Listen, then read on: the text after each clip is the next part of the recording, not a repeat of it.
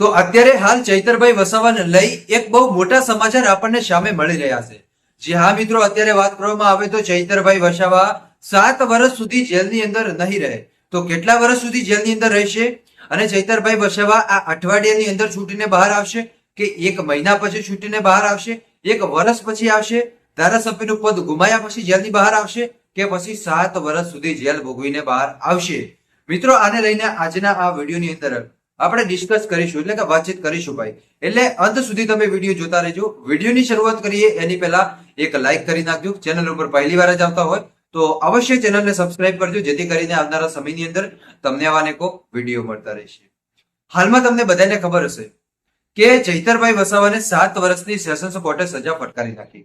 એટલે કે નીચલી અદાલતે ચૈતર વસાવાને 7 વર્ષની સજા ફટકારી. હવે જો ચૈતર વસાવાએ આ જે સજા ફટકારીને એને માન્ય રાખ્યું, બરોબર. ચૈતર વસાવાના વકીલે કોશિશ તો કરી હતી કે આટલી મોટી સજા ન ફટકારાય, પણ હવે સજા 7 વર્ષની ફટકારી નાખી, બરોબર. હવે મિત્રો, ચૈતર વસાવાના વકીલ જે 8-10 વકીલ છે એ બધી ફાઇલો ભેગી કરી ચાર્જ શીટ બનાવી, ત્યારબાદ એ તમામે તમામ ફાઇલ લઈ અને ક્યાંક ને ક્યાંક ઉપલી અદાલતમાં જશે. હવે નીચલી અદાલતમાંથી જ્યારે ઉપલી અદાલતમાં જશે ત્યારે ઉપલી અદાલત શું કરશે? તો પહેલા એ જોશે ભાઈ કે નીચલી અદાલતે શું ડિસિઝન લીધું. કે નીચલી અદાલતે માની લો કે 7 વર્ષની અત્યારે જેલ આપી, તો તમને ખબર છે. હવે કે નીચલી અદાલતે 7 વર્ષની જેલ આપી તો કઈ કલમ હેઠળ 7 વર્ષની જેલ આપી? ઉપલી અદાલત આ જોશે. પછી ઉપલી અદાલત એ પણ જોશે કે ચૈતર વસાવાએ કેટલા આજ સુધી ગુના કર્યા, આખરે કયા કયા ગુનામાં કઈ કઈ કલમો લાગી, એ બધું જોશે. ચૈતર વસાવાની હિસ્ટોરી જોશે આખી. ત્યારબાદ ઉપલી અદાલત નક્કી કરશે કે ચૈતર વસાવાને જેલમાં રાખવા કે જેલની બહાર મોકલવા. પણ ચૈતર વસાવાના વકીલ પણ પૂરેપૂરા લડી લેવાના મૂડમાં છે ભાઈ. ચૈતર વસાવાને જેલની બહાર નીકળવા માટે એ લોકો પૂરેપૂરી કોશિશ કરશે. આમ નહીં તો તેમ, તેમ નહીં તો તેમ, ચૈતર વસાવાને જેલની બહાર કાઢો એ માટે એ પૂરેપૂરી કોશિશો કરશે. પણ ચૈતર વસાવાના વકીલ તો કોશિશો કરશે, પણ તમને કીધું ને કે બધું ડિસિઝન કોના હાથમાં? કે જજના હાથમાં. હવે માની લો કે ઉપલી અદાલત ચૈતરભાઈ વસાવાને જામીન રદ કરી નાખે, નીચલી અદાલતે તો ચૈતર વસાવાને સજા ફટકારી નાખી. ચૈતર વસાવાના વકીલ ઉપલી અદાલતમાં ગયા. હવે માની લો કે ઉપલી અદાલતે ચૈતર વસાવાને એ જ સજા માન્ય રાખી, એટલે કે 7 વર્ષની. હવે ચૈતર વસાવા ગયા કામથી 7 વર્ષ સુધી જેલમાં રહેશે. પણ ચૈતર વસાવા જોડે એક બીજો રસ્તો ખુલીને આવી ગયો કે રાષ્ટ્રપતિને આવેદન પત્ર આપી શકે.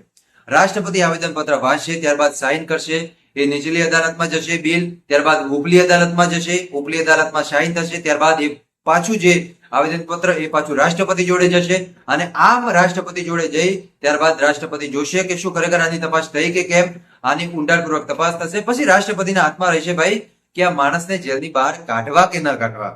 કેમ કે રાષ્ટ્રપતિ ધારે તો મિત્રો ચૈતર વસાવાના આજ સુધી જેટલા ગુના કર્યા ને ભાઈ, એ તમામ ગુના માફ પણ કરી શકે, સરકારના ચોપડીથી નામ પણ હટાવી શકે ભાઈ, અને ચૈતર વસાવાને રાતોરાત જેલની બહાર મોકલી શકે. એ સત્તા મિત્રો રાષ્ટ્રપતિ જોડે છે ભાઈ. તો રાષ્ટ્રપતિના હાથમાં રહેશે કે ચૈતર વસાવાને બહાર નીકાળવા કે કેમ. તમને શું લાગે મારા ભાઈ, શું ખરેખર ચૈતર વસાવા બહાર આવશે કે કેમ? જો બહાર આવશે તો પણ ખબર પડી જશે ભાઈ, ને નહીં આવે તો પણ ખબર તો પડી જવાની છે ભાઈ. પણ ચૈતર વસાવા જોડે રસ્તા તો ઘણા બધા છે ભાઈ કે એ બહાર નીકળી શકે.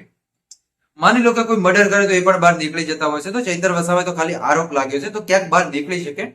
પણ અહીંયા દુઃખની વાત એ કહેવાય કે ચૈતર વસાવા પહેલા ઘણા બધા ગુના કરી ચુક્યા છે ભાઈ, એટલે થોડુંક મુશ્કેલ થઈ શકે ભાઈ. પણ હવે તો આગળના સમયની અંદર જોઈશું ભાઈ કે ચૈતર વસાવાને લઈને આપણને શું સમાચાર મળશે. દર્શક મિત્રો, આ વિડીયો જોયા પછી તમે શું કહેશો મને એકવાર કમેન્ટ કરીને જરૂર બતાવજો. બાકી મેં જે તમને માહિતી આપી આ તમામ ભારતીય બંધારણની અંદરથી માહિતી આપી હતી, એટલે તમને ખાસ ખબર પણ પડી ગઈ છે. બસ આજ માટે આપણે આટલું રાખીએ. બાકી મળીશું આપણે નવા વિડીયોમાં નવા ટોપિક સાથે. ત્યાં સુધી બધાને જય માતાજી, જય દ્વારકાધીશ. આગળ પણ આવવાનો સપોર્ટ કરતા રહેજો. ધન્યવાદ.